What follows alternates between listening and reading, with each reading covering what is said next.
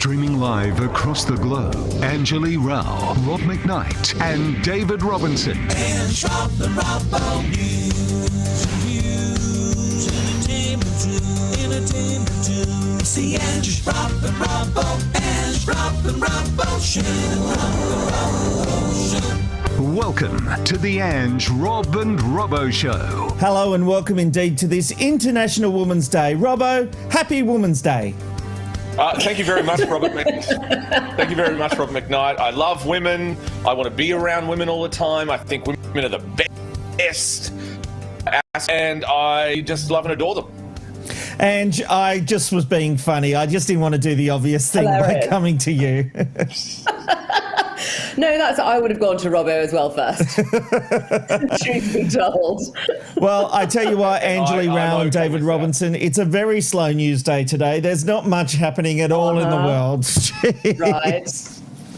Yeah, so I think our only course of action is to get into it because there really is a lot to discuss. And let's get into our hot button issues because it was the interview that promised bombshells and boy, did it deliver. The Oprah Winfrey interview with Prince Harry and Meghan Markle aired in the States earlier today on CBS, which paid $7 million for the exclusive. The 2-hour interview, then aired locally on Channel 10 tonight, started with Oprah doing a solo interview with Meghan before she was joined by Prince Harry. The conversation was free-flowing and honest. Oprah did ask tough questions, and for the most part, the couple answered openly and honestly, or at least it appeared. Some of the big revelations included stories that Meghan made Kate cry were incorrect, and it was actually Kate who made Meghan cry over bridesmaids' dresses. She went on to say the palace refused to set the record straight. And there was a little tidbit that the couple were actually married 3 days before their public wedding in a private ceremony. Meghan told Oprah how she contemplated suicide and when she spoke up was denied access to mental health facilities as it would be a bad look for the royal family. Harry said he didn't know what to do when Meghan confided in him and admitted he was ashamed to tell his family Meghan needed help. But he backed up Meghan's story, saying when they did ask for help, it was denied. A stunning allegation was in relation to Archie and concerns over what the colour of his skin might be. Both Prince Harry and Meghan refused to reveal who approached Harry about the issue, even when pressed by Oprah. And in a sign of just how fractured Harry's relationship had become with the royals, he said at one point his father, Prince Charles, refused to take his phone calls, but they are slowly talking again and trying to rebuild their relationship. But it seems like he and William are estranged at the moment, with Harry saying they both need time and space. Harry and Meghan say they are happy to continue as royals and only wanted to step back from being senior royals. Ultimately, they were forced out and cut off financially. Their security was also taken away, prompting fears for the safety of their family.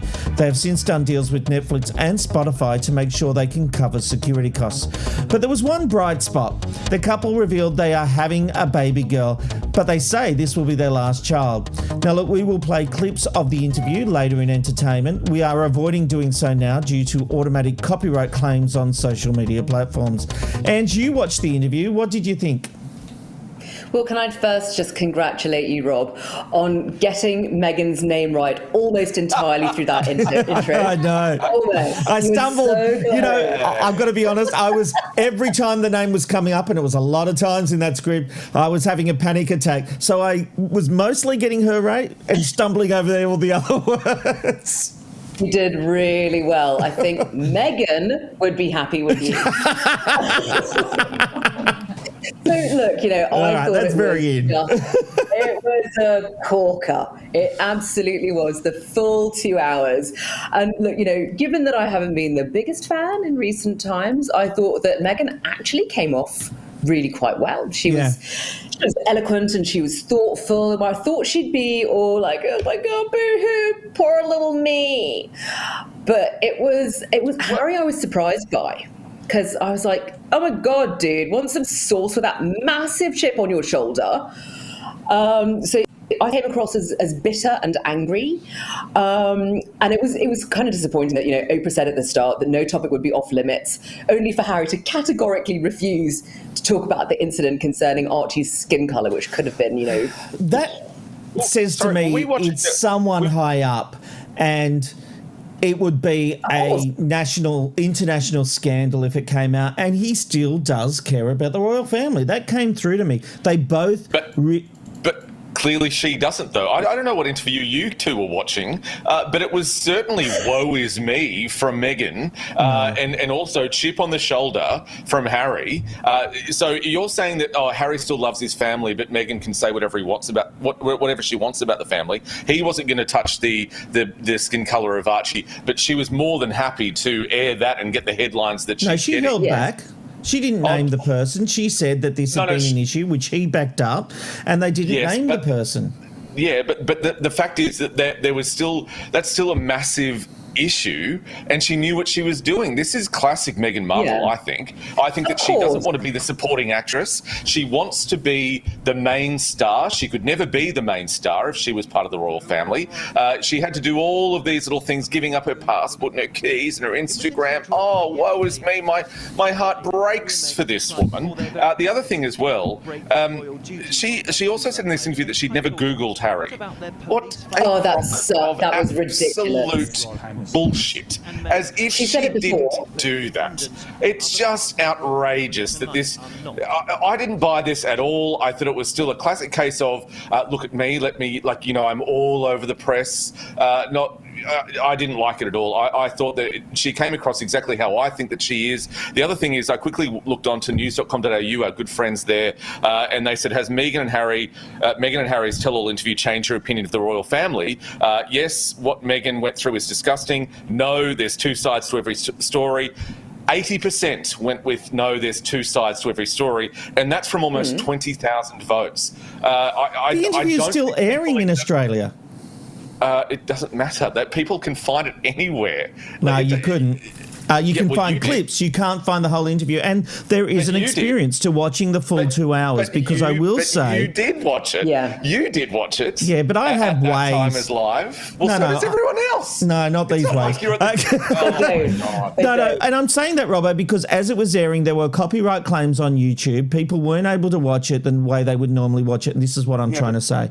This was a $7 million investment from CBS. They were being very protective of their content. Here's what I'd say about the interview. She struck me as someone, I don't know if she's the nicest person. I don't know if the bullying claims against her are true or not. But two things can exist at the same time. She may have bullied someone. It doesn't mean she also wasn't bullied. It doesn't mean she wasn't done hard by the royal family. The woman was contemplating taking her own life, and they said, well, you can't go to a clinic because... it's going to be a bad look for us. And the thing is, as a royal, you don't have cash, you don't have your passport, you don't have your license even.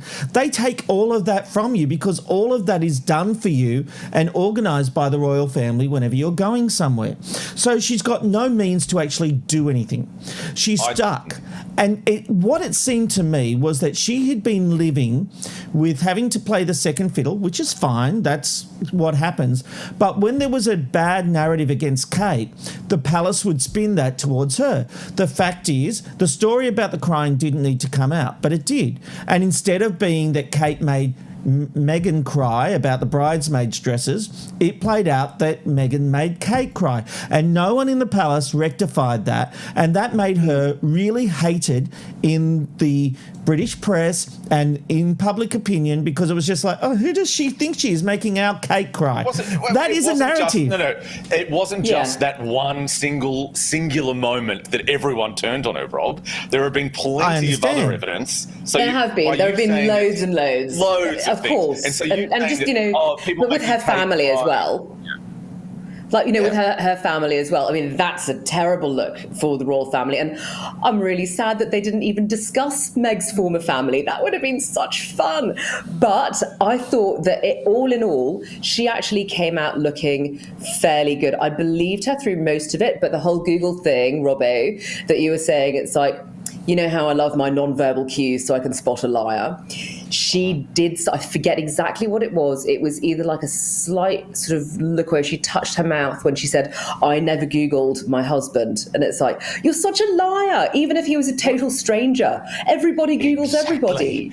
Exactly. So that was like, if someone walks into the office that's brand new, you're like, oh, is that a new person? Okay, what's their name? What have they been up to? What have they gone on holidays? Who have they married? Who have they gone out with? Do I know anything? What a crock of absolute rubbish. The other thing is when she gave this moment, I don't know whether in some kind of cage, probably a cage of, raw emotion that she put herself in. It was a nice little, kind of metaphor where she talked about it was a chicken coop.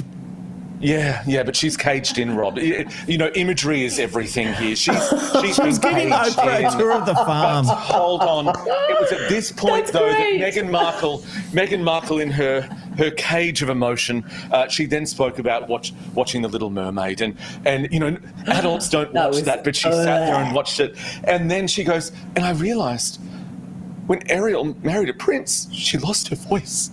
What? She lost her voice. Is this on Saturday Night Live? Are we on Fast Forward? What the hell are we talking about? This woman, she got. We never saw a full body shot, so maybe she still had her skin, her scales, fishy. What do you call them? There's a word in my head, but I don't want to say it. Tail. Tail? That's it. Thank God for that. I don't know. So, yeah, I can't believe how lock, stock and barrel, Rob, you are swallowing this whole thing. I'm shocked. To me, all I will say is I've been in a position. Okay, I've been in a position where my voice was trying to be silenced, and I had to go out there and tell the truth as I saw it, and let it play out and have other people decide. She was not allowed to speak. The royal, the press people, anytime there was a scandal, she said she had been in the house for 4 weeks, I think it was, or 4 months, and she'd been out twice. And she said they were saying that there were reports about this, and she said, we need to do an interview. We need to tell them the truth. And they said, oh, no, you're everywhere. There's too much of you out there. And she's like, I haven't left the house for 4 months. It's, I'm not out there. And these were the constraints put on her. I have no doubt that Meghan, Kate and Wills took priority on everything. He's the heir to the throne. No doubt about that. And that was their focus. And I actually have no doubt that they didn't care any collateral damage that happened to Meghan if it meant saving Kate and Wills. I really I buy that. I believe it. Yeah, I think I do too, given what was said. Look, I'm a huge, a firm fan of the firm, shall we say? Yeah, me too. But just everything that came out, sort of like the alleged outright lying, the hypocrisy, the overt racism, arse covering, etc.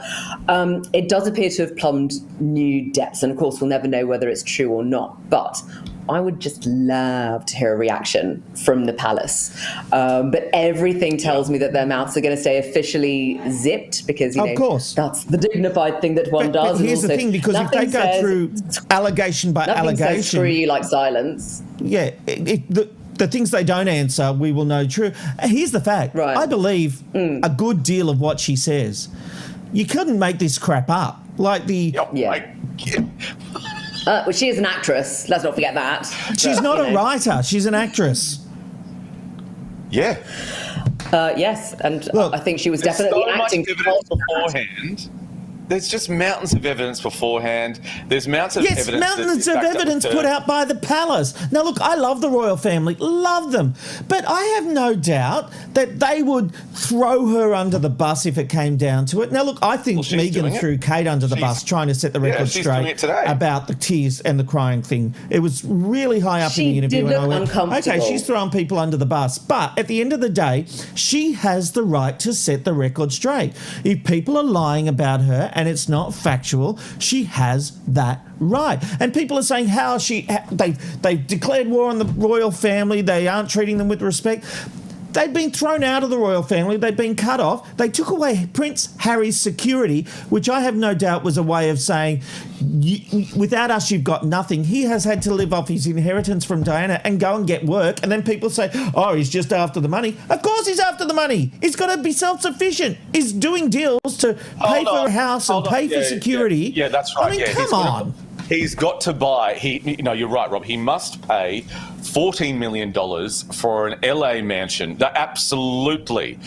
If you're that hard done by with money. So sorry, he should go and get in a caravan. How's he? This is Prince Harry, one of the most famous people on the planet. They should be in a trailer, should they? God, Rob, that is a ridiculous comparison, and you can tell by the way that Angelique laughed. What a ridiculous comparison. Sorry, I have to clear something up.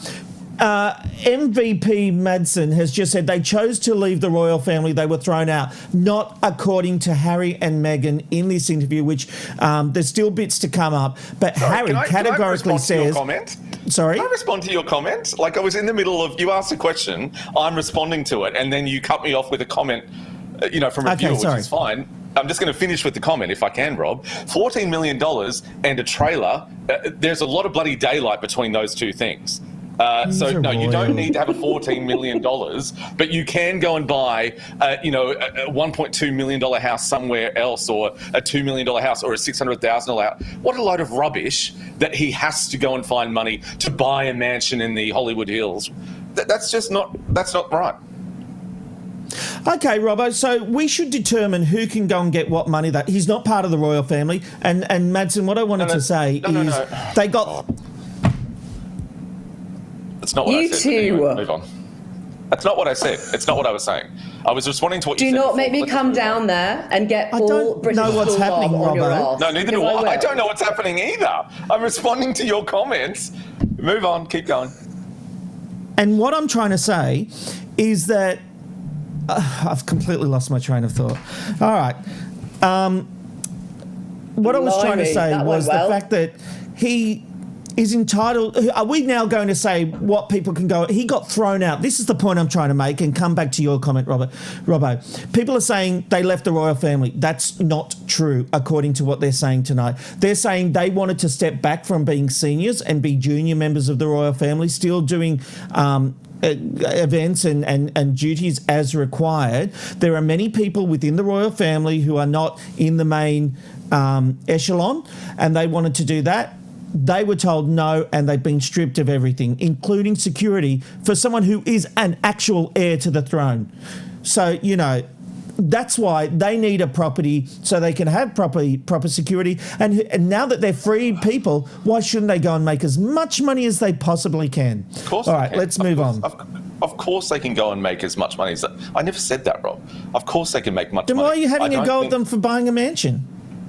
Because if you said they had to go and buy money, they had to go and get money for security, fine, fair enough. That's a very good point. They don't need to then get more money to buy a $14 million mansion. You don't need that. If you're not a royal and you don't want to be in the public eye, but you want to pick and choose when you're in the public eye, you don't need a $14 million mansion. Absolutely, you've got to pay for your own security. There was reports that the British public would not be okay with paying for security when they were in Canada. So when they were first there and it was kind of raised that they were going to leave, they weren't willing to pay for that money. The royal family wasn't willing to ask the British taxpayer to pay for that security, because the British taxpayer does pay for the security. It's not a case of it's coming out of the royal family's own pocket. The British public pay for it. So then when it was decided they were going to leave or step down at that point, there was no one, even including the royal family or the British Parliament, that were going to say, well, let's just pay for their security over in Canada. That was always going to be dropped off. Absolutely, you've got to make a crust. There's no issue with that. But I just didn't like it when you said, they can either go for a trailer or a $14 million mansion. Like, that's just not what it is. I said that because you took issue with the house they decided to buy with the money that they've earned. If they're earning millions of dollars from Netflix, they can go and buy whatever house they want. That's my point. All right, let's move on. Despite the federal government's best efforts to downplay the Christian Porter rape scandal, more details continue to emerge about the alleged event. The ABC Four Corners originally broke a story a couple of weeks ago and are currently airing an explosive follow-up. I have been subject to the most wild, unrestrained series of accusations that I can remember in modern Australian politics. She told me that at the college that night she was raped by him. I can only say to you that it didn't happen. Bursting the Canberra bubble. I would have thought if there was an inquiry by a competent person without a political agenda, that would be a way of stopping this trial by media. Four Corners, Monday on ABC TV, or stream it on iView. As part of the program, a counsellor says the woman spoke of the alleged rape throughout 6 visits around 2013. They described the woman as extremely articulate, not delusional, and volunteered the information herself. Ange, what do you think? Should the counsellor be speaking to the media? So I've gone back and forth on this over the course of the day because, look, obviously there was no legal issue for the counsellor to have spoken because confidentiality between a counsellor and a client expires when an alleged victim dies. But of course it is potentially an ethical issue, and it got me sort of thinking as to what the deceased, who's still unnamed, and maybe that's the right thing to do, but what she would have wanted, given that she didn't even complete her police interview, as to what she says happened all those years ago before she took her own life. So would she actually want her former counsellor to have been sharing certain things? I don't know. I mean, I can only sort of look at it in this sort of framework, in that this particular instance goes to a much, much wider problem of the way that women are viewed and treated by those in Parliament. So I think in this particular situation, it was a good thing that the counsellor went public. I don't know how much good it's going to do, or really what the counsellor's intention was by sharing that information. But look, if it goes anywhere at all to getting an independent inquiry underway, then I'm all for it. Absolutely. I mean, I highly doubt it's going to happen. Morrison has clearly said that it won't. But if it just adds a little bit of impetus to just looking into the much wider culture of what goes on in Parliament when it comes to the treatment of women, and if maybe this counsellor had the tiniest part to do with that, absolutely. I'm really glad she did speak out. All right, look, I'm all for the inquiry, but I think there is a breach of trust with this counsellor coming out. Robert, what do you think? I agree with Anjali Rao. I think that it's for the greater good. Do I like this becoming the precedent of people who, in these positions of hearing these people's stories or hearing something private that comes out of therapy? No, but maybe this is for the greater good. We need to get to the bottom of this. And we're not talking about a corporation here, are we? We're talking about Parliament House, the top place in the land. So, yeah, I think things like this, whilst normally unethical or normally, not the right course of action, yeah, I hesitantly and cautiously agree with this course of action. I think it's extraordinary. I think it's extraordinary that we now say something that we confide to a counsellor outside of court. Court's different, but the counsellor can just choose to tell everyone what we privately said. I think this is absolutely outrageous. It's absolutely outrageous. There is no inquiry at this stage. There is no coroner's inquest. And now this counsellor has decided, well, I'm going to a private session. I'm sorry, it just blows my mind that this is allowable. That was the one thing that got me as well, thinking, particularly just looking at just the plain fact that the alleged victim didn't even complete her statement to the police before she took her own life. Is like, I'm not sure she wanted this out there at all. And one would just have to hope that the counsellor was acting in conjunction and in consultation with the deceased's family, who maybe knew different and maybe supported what she was saying in coming out to the public. Maybe there are too many maybes in this. It's a really, really difficult one. And that's why it's sort of, such a matter of conjecture for me going, look, if it does go to the greater good, then okay, great. But there's absolutely no evidence out there to suggest that this is what the deceased would have wanted. No, she withdrew her complaint to the police, and a counsellor is now making a decision that that counsellor can go and say whatever they want about a client because the person has died. I think it's absolutely outrageous and unethical. Well, Well, yes, there are certainly those questions. I also think that this is a fire that needs to be started, and it needs to burn longer than what it will take for Scott Morrison and his whole government to try and bury it. I think these things at this point in time are okay, because there is certainly something that smells very, very badly in Parliament House. But it's all happening without this councillor coming out. You know, there is a movement happening. It'll die off. It will die. We need little tidbits like this to keep us going and go, I need you, I need the government to not just be able to do classically what Scott Morrison does, and that is spin it, sweep it under the rug, hey, look over here, there's something shiny. We need to keep hearing these stories. And I would hazard a guess, and obviously I don't know, but that's probably part of the motivation behind the councillor to say, well, no, I do know about this. She did talk about this. There's something wrong in Parliament House and something needs to be done. And if that means that occasionally along the lines, ethical lines need to be crossed, no, I'm okay absolutely with that. not. This is what I want these people to be stopped. These people who are doing these things. Julie Bishop talked about the big stick swingers or something. That was on the Julie 7:30 Bishop's report. choice. They called themselves that, though, Rob. That's my point. That was her choice to go on the record and say that. This alleged victim did not have that choice, and now a councillor is revealing intimate conversations which took place in a trusted space. I think it's absolutely outrageous. This movement is taking off. People are not letting this go, and this movement can survive without the councillor, the most trusted person in this alleged victim's life, defiling her memory. It wasn't, though. It wasn't, because she saw her 6 times in 2013. So and then that was it. So it wasn't obviously the most trusted person. Maybe she moved on to another councillor or a series of councillors. Maybe she did, and they haven't spoken out for reasons of sort of ethical conduct, perhaps. But I don't know. There's just too many maybes in this. There really, really are. And you just seriously, I just hope that she did it in consultation with the family, and the family said, "Yep, go for it." I think it's outrageous. Let's move on. Every day, hundreds of people, for thousands of different reasons, find themselves before the courts.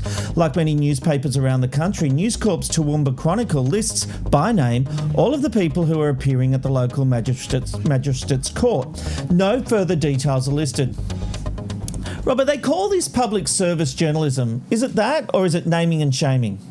I think it's naming and shaming. I don't see the benefit of every single day printing a list of names, and all it does is kind of, it does the last name and the first name, and literally the link, if you click on it, it just says, here are all the people appearing in the Toowoomba Magistrates Court today.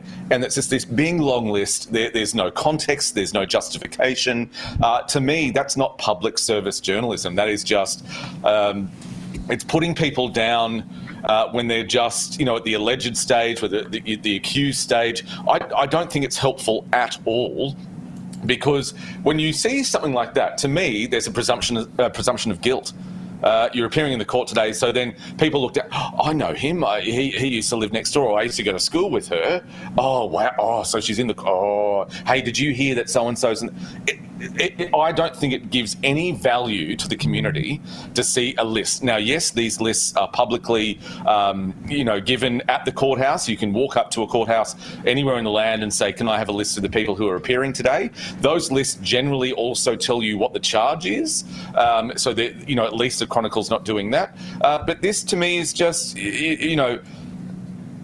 taking away that presumption of innocence, because if you see that, you just think guilt. And it's just naming and shaming, which is just ridiculous. Ange, what do you think? I mean, this is publicly available information.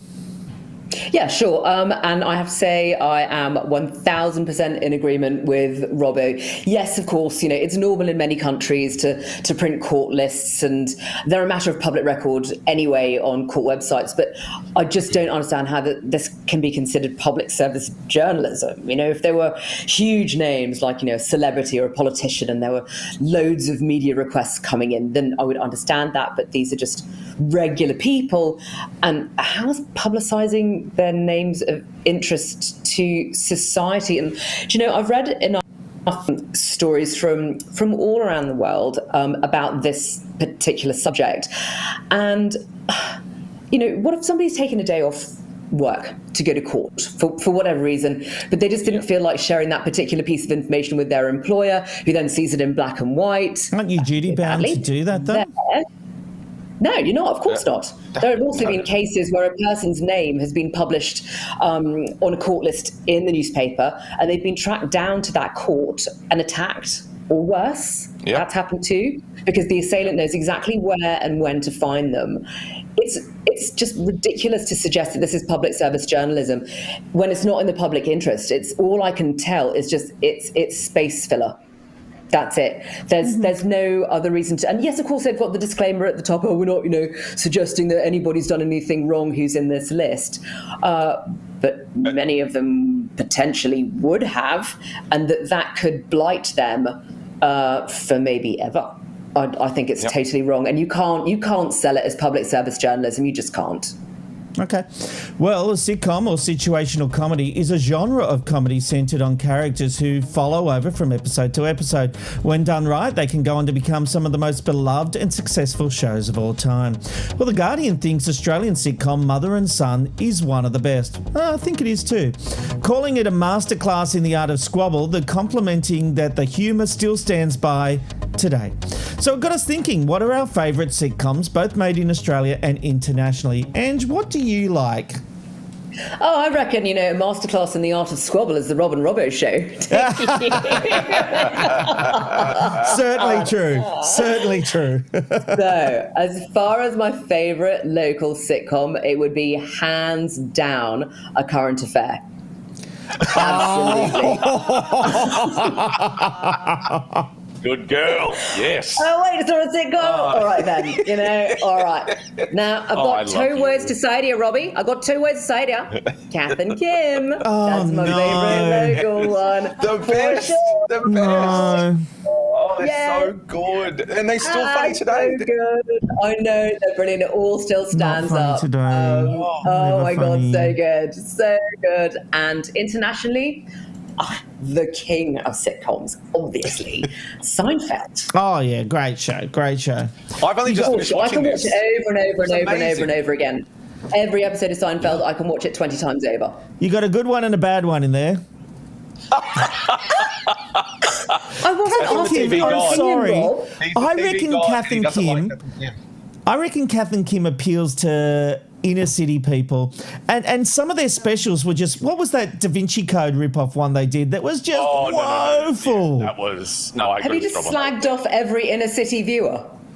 No, I'm just saying, I think sometimes there are choices by location, and I feel like Kath and Kim appeals to...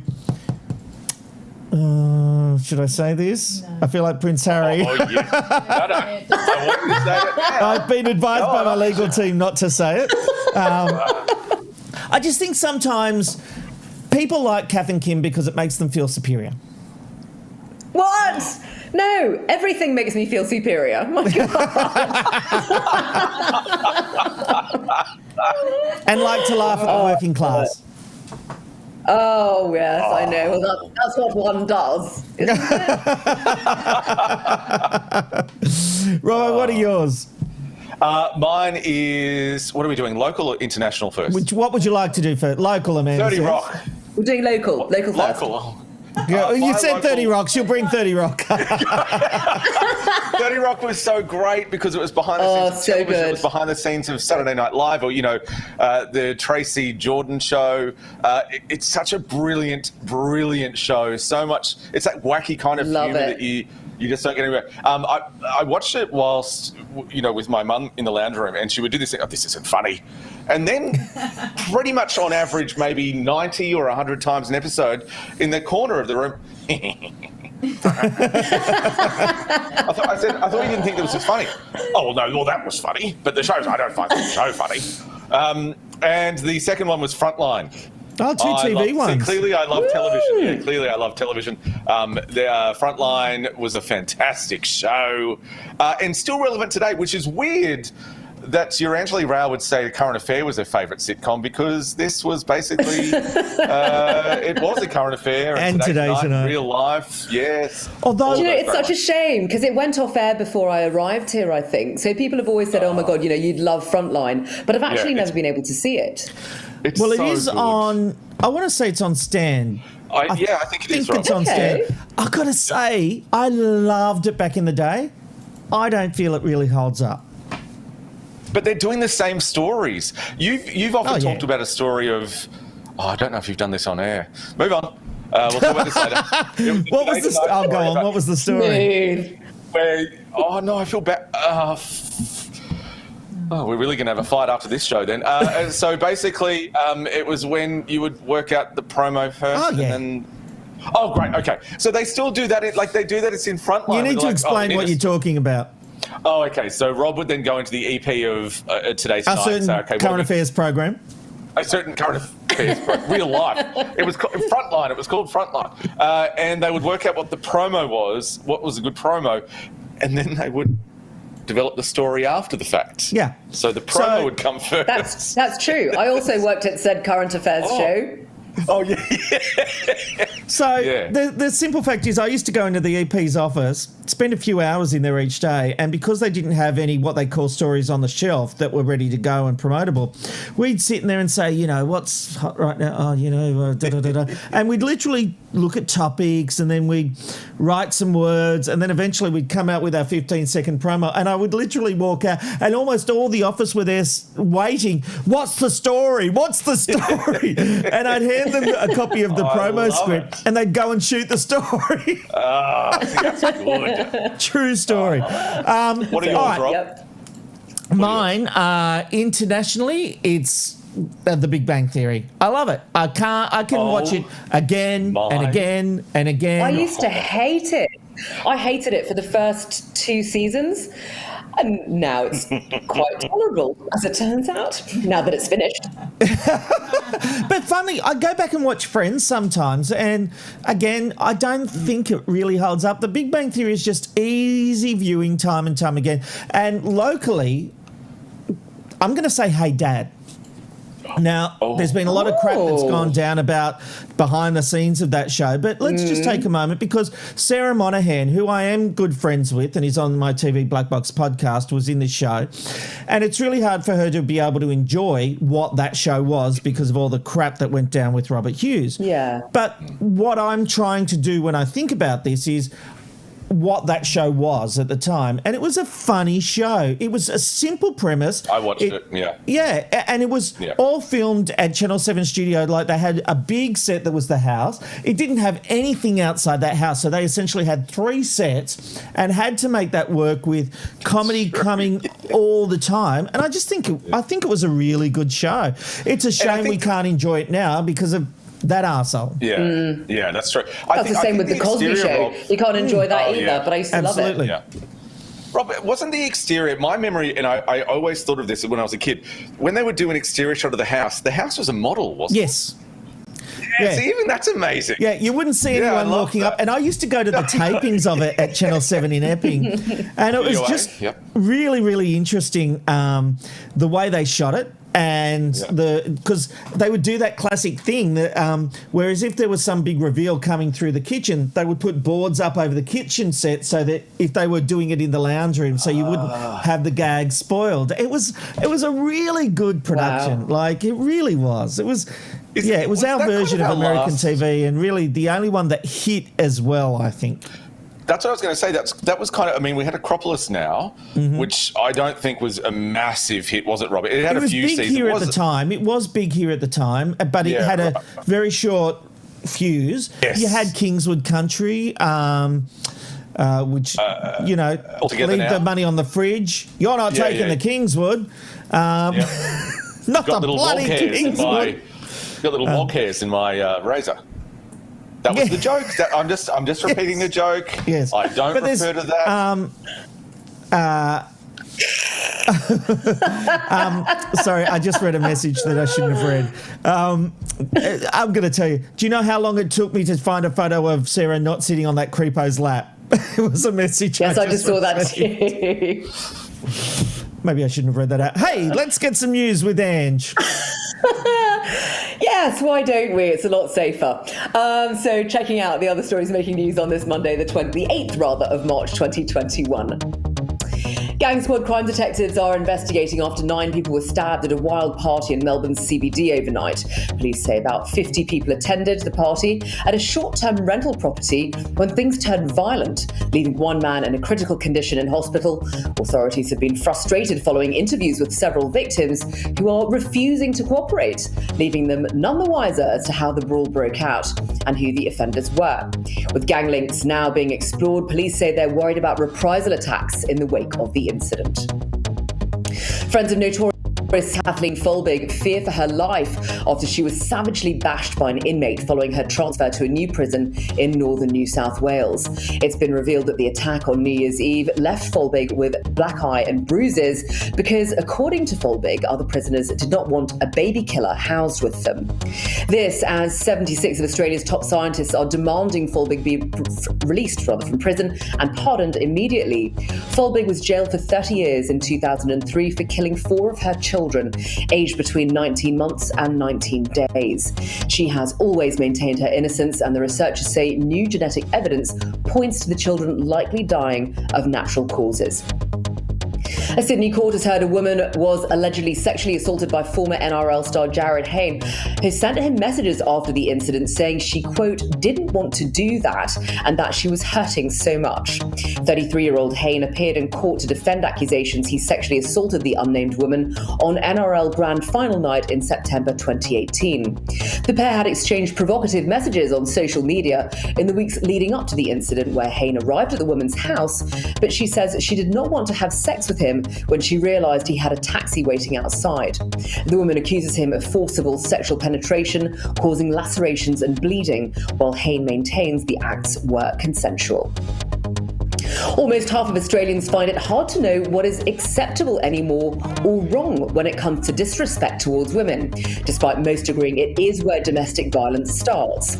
More than one woman was killed by a partner or person they knew on average each week last year.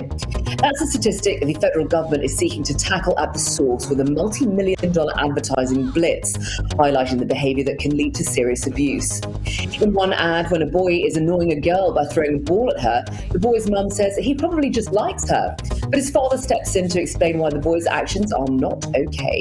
The campaign aims to show viewers that small steps that they can take to promote respectful behaviour towards women. Now, looking at tomorrow's weather, Cairns is in for a shower or 2 and 30. Brisbane will be partly cloudy and 31. A shower or 2 for Sydney, 29. A possible shower for Canberra and 29 also. A cloudy day for Melbourne and 20. Hobart's in for a shower or 2 and 20. Cloud clearing for Adelaide and 26. Perth will be mostly sunny and 33. Mostly sunny too for Alice Springs, hitting 36. And showers as well as a possible storm for Darwin and 32. Righto then, let's hand things over to Robbo. Ralph, thank you very much for that. Let's have a look at what happened on this day, the 8th of March, throughout history. It was on this day in 1971 that the Goodyear blimp first took to the skies. Its job? To be an air ambassador for the tyre company.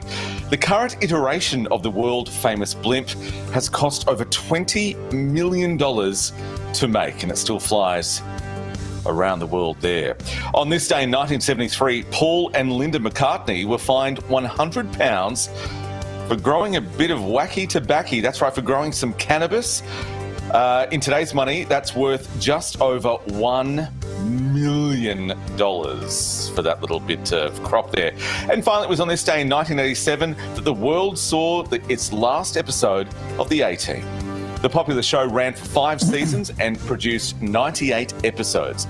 A feature film was released in 2010. Back to you, Rob. Aren't we all glad about that feature film? Not? He is one of the most controversial relationships in this year's edition of MAFS. Jake thought he had found the woman of his dreams on the experimental reality TV show, but it hasn't been smooth sailing with his wife, Beck. Take a look. The relations we have is just that personality traits. At times I have found her rude, and some of the comments she has made. What kind of comments? Well, for example, being told I'm boring. I've got 2,000 personalities. I've been told to man up. Is this true, Bex? It wasn't directed at him. I said, let's man up. And with him being in football, you know. What about the term boring, Beck? Did you use that? Yes, I did call Jake boring. Oh, Jake, welcome to the Ange, Rob and Robbo show. Thanks for having me, guys. Great intro. Pleasure. Look, I have to say, I am impressed you've lasted this long with Beck. I actually spoke to her last week, and I do understand where she's coming from, but I think I personally would have packed my bags by now. Has it been tough for you? It certainly has been tough. There's no doubt about it. I think when you go on an experiment like this, obviously you don't get to pick your partner, and that's part of, I guess, the experiment. But I guess I didn't certainly expect to have the relationship off to such a rocky start as it's been with Beck and I. So it certainly has been challenging. Yeah. We just saw the kiss there that wasn't. But the experts told me that a rough start can sometimes lead to a great relationship. And last night, I felt there was a turnaround as Beck faced some real truths. Let's have a look at that moment from last night's episode. Kiss me. Well, I'll tell you where I'm at. I've listened to this, I've heard it, and I'm exhausted. There are two people on the couch in front of me.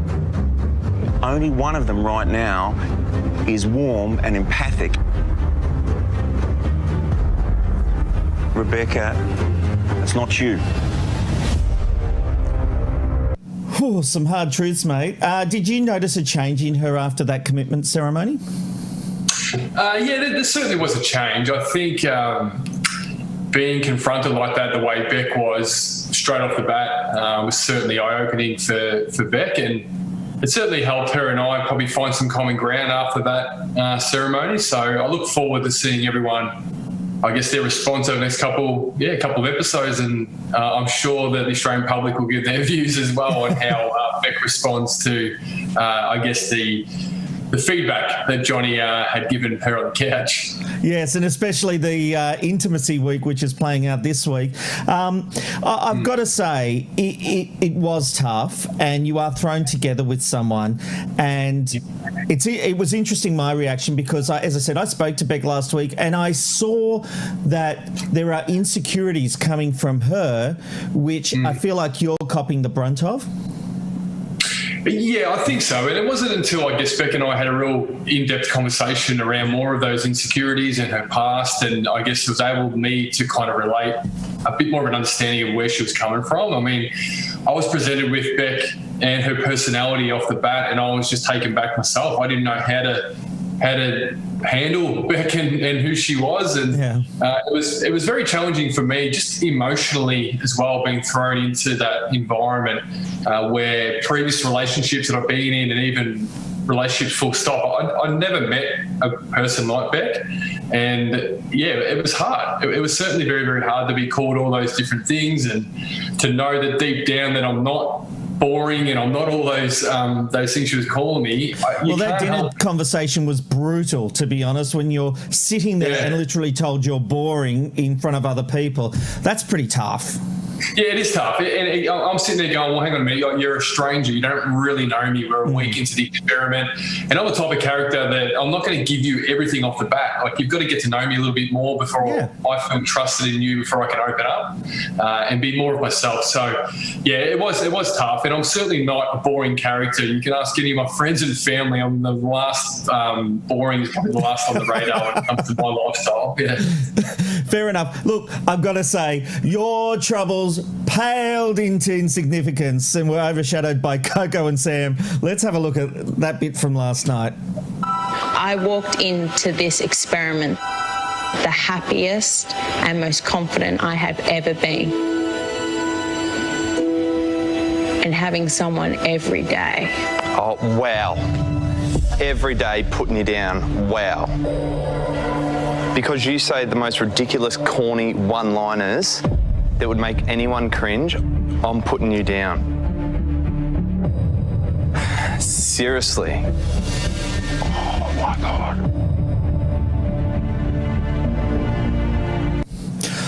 What was it like being in the room while that was happening? Oh, it was tense. It was tense. There's no doubt about that. Look, it's... To be honest with you, mate, we really had no idea what's going on behind the scenes of other people's relationships. So we're all sitting there hearing this all for the first time ourselves. Absolute right. I guess hearing Sam, how he come across, I think if he had his time again, he'd deliver it in a better way. And obviously, there's a little bit more to it as we're all starting to find out now with Coco and perhaps another groom on the show. So it's setting itself up nicely for what may take place next. Well, it's pretty obvious, and there have been reports Coco will get together with Cam, and that's quite interesting. And I know you can't speak too much about that, but it's already going down that path. But it is surprising the twists and turns that come out of a show like this, isn't it?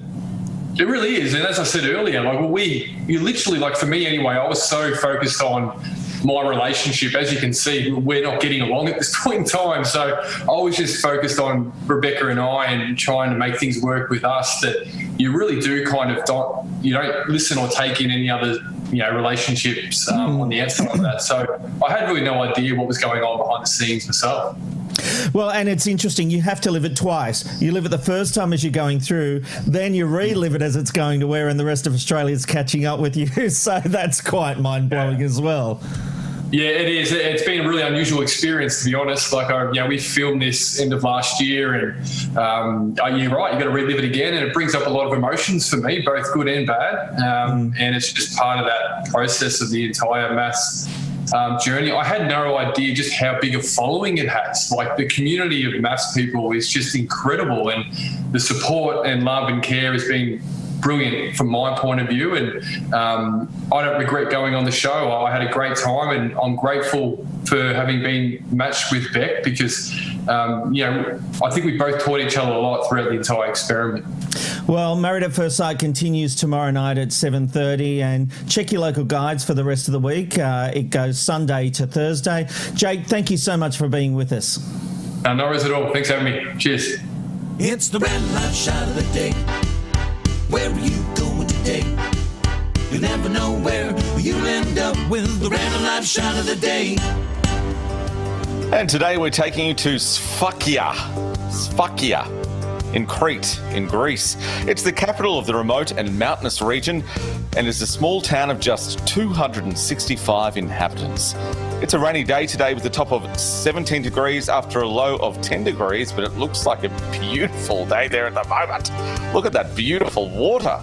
Maybe it's time for an early morning swim before that weather rolls in. Let's have a look at the feedback here on the Rob and Robbo show. Rob is very passionate about talking about this topic.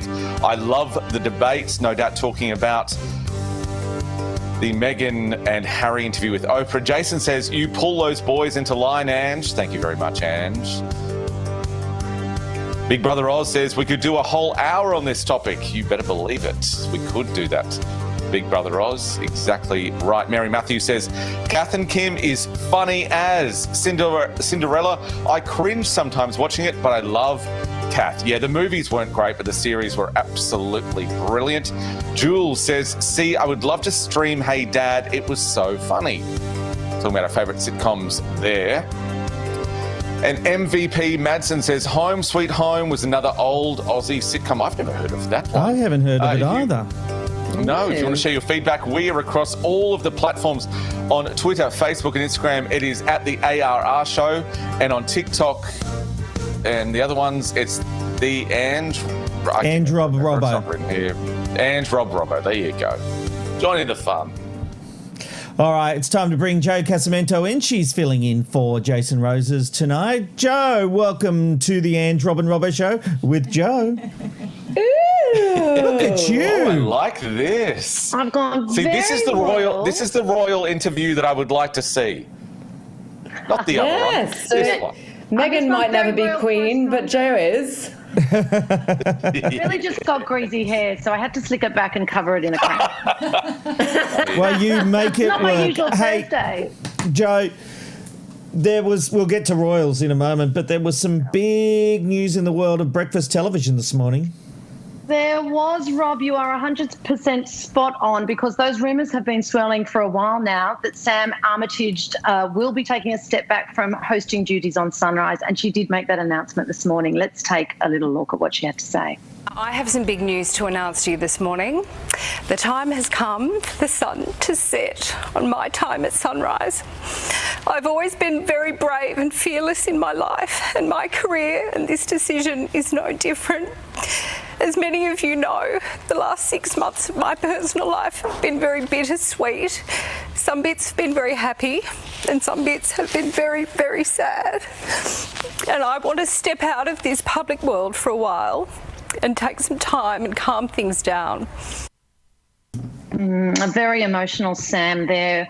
It will be a swift end because the host finishes up on Thursday, actually. She's been co-hosting the #1 breakfast program for almost 8 years, and of course co-hosted Weekend Sunrise before that.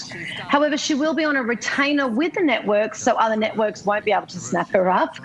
She also finished up by saying that after she has had a break, she will only then make a decision on her future. And while this is, of course, very sad, it appears it's some good news for Nat Barr, who, as we know, has been in the second-in-command chair for some time now, and even behind Mel Doyle earlier than that. So she's been around for a long time. So she's definitely the obvious choice. They haven't actually made that announcement formally yet, but I do believe that is going to be what happens. So good news for Nat there. I have to say, there were rumours swirling over the weekend about Sam leaving.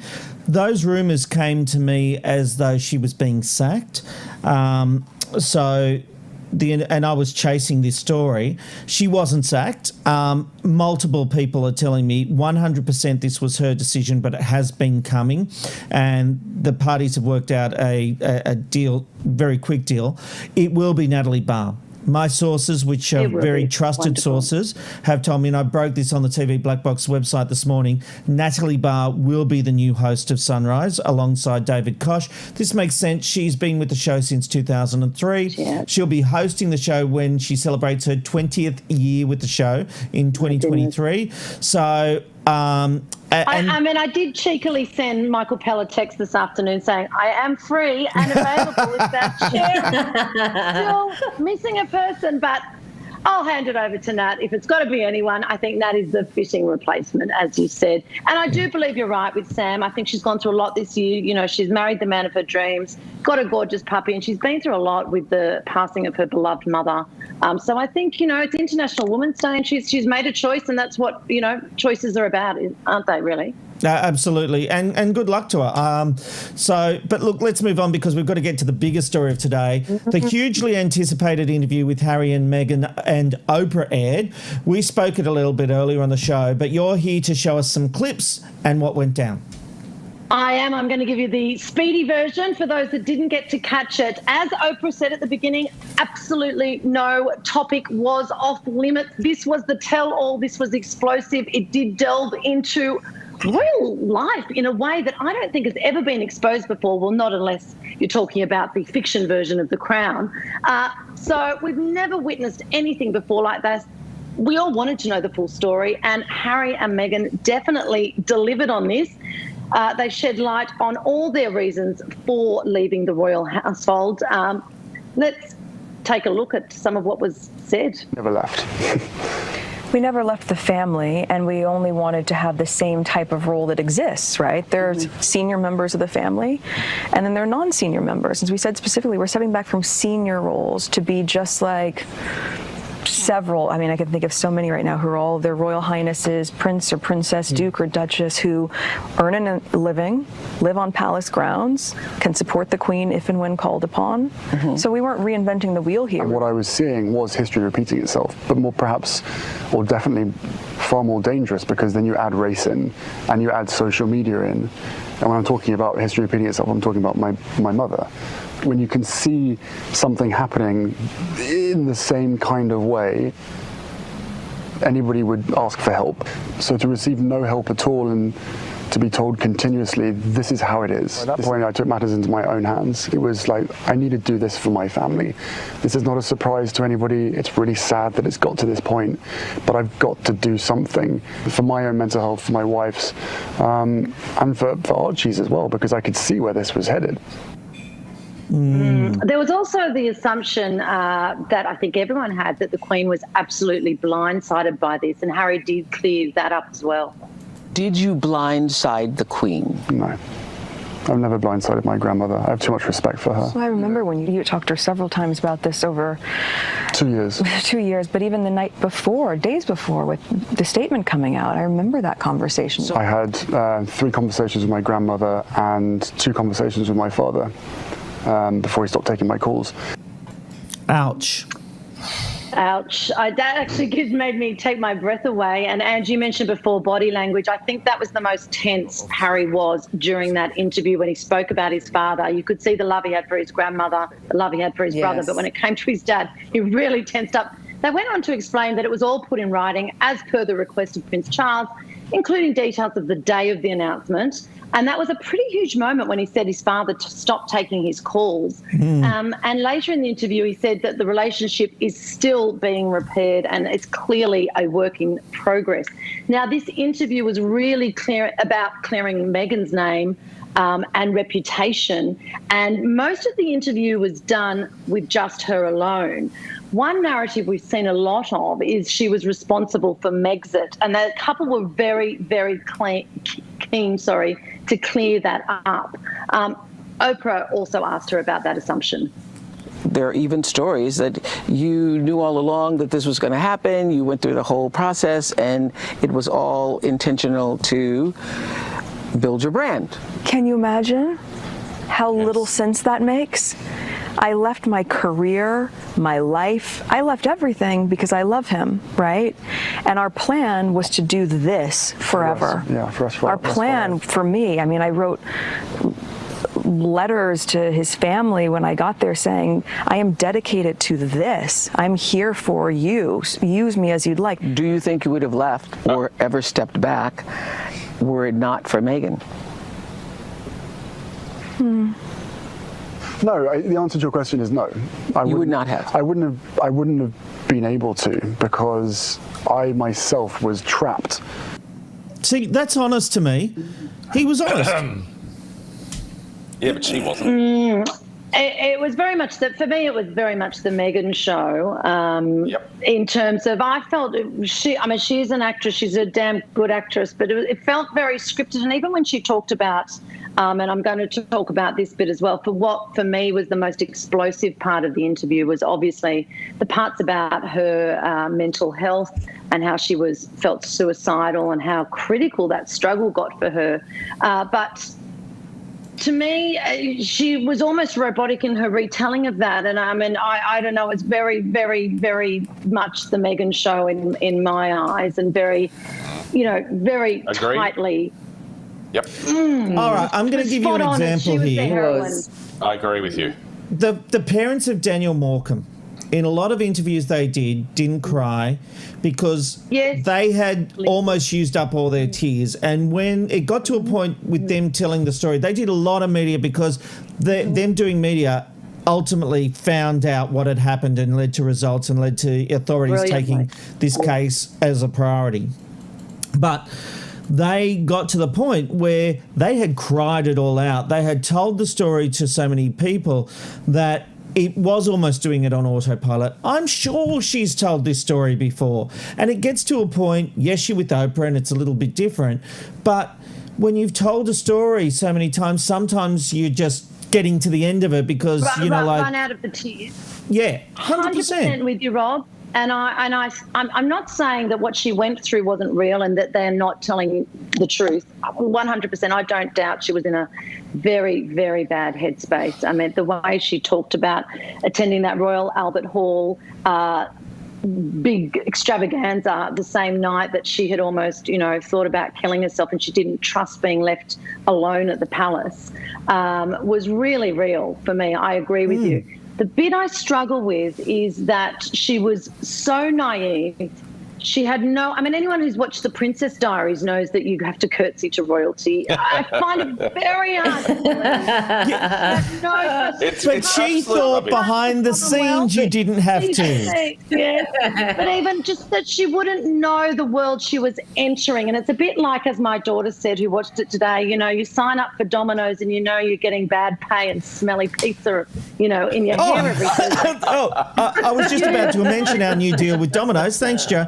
My point being, you know what you're signing up for, and she's a very smart woman. She's written books. She's empowered. This is her narrative. She's telling it on International Women's Day. Funnily enough, she's the heroine in the story, and Harry's the poor sap that she's rescued from this awful palace.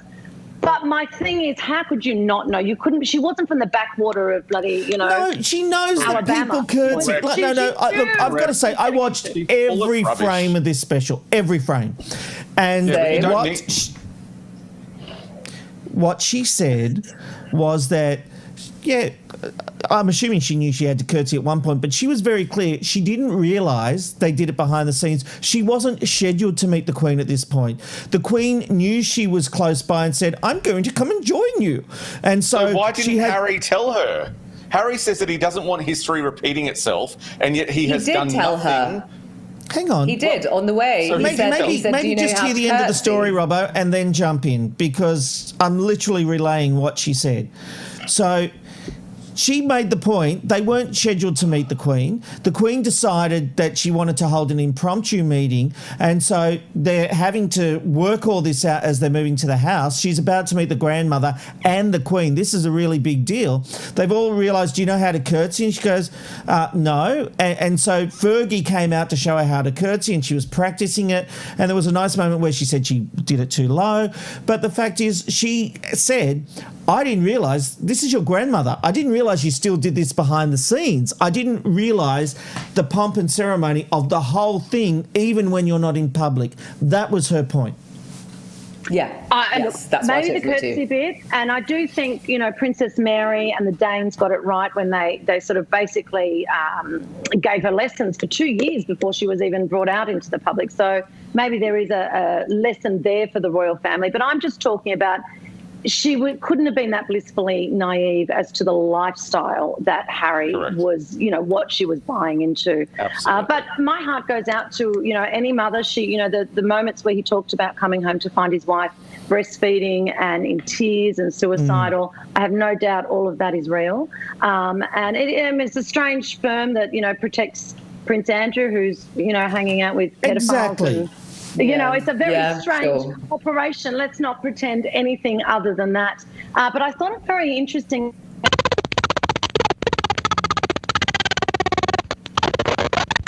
I think the royal family is censoring Joe. I think Flipper has arrived. Oh, my God, they've censored you, Joe. Oh, my God. Da, da, da. Wow. Oh, yeah. Wow. Our royal correspondent has been censored by the palace. I've still got a mic open in case it comes back. Just try one more time, Joe. No, not working. All right. Something's happened with the link there. Look, at the end of the day, it was a fascinating interview. It'll be interesting to see the viewer figures tomorrow. We'll bring you up to speed with that. Thank you, Ange and Robbo, for a brutal episode of the show. Fair to say, I felt on the outer tonight. I was the thorn between two blossoms or something. That's not the expression? Oh, I'm the rose between two thorns. Is that what you say? All right. Well, Ange and Robbo, I'll give you the final word. What do you want to say? On what? What? No dramas at all. All right. Good night. See ya. What? Bye.